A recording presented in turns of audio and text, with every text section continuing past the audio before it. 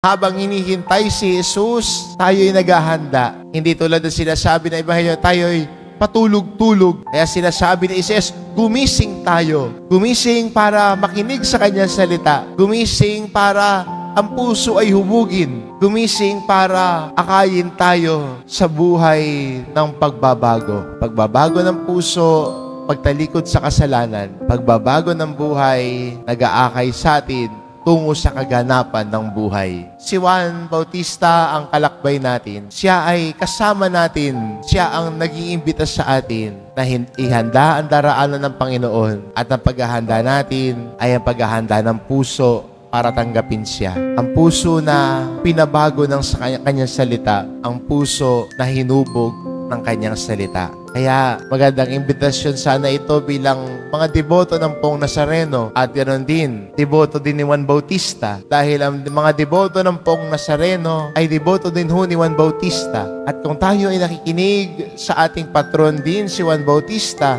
tinatahak natin ang daan tungo sa pagbabago ng buhay. Tinatahak natin ang daan tungo sa pagpapanibago ng sarili natin. Nang si Jesus ay tunay nating matanggap sa buhay natin.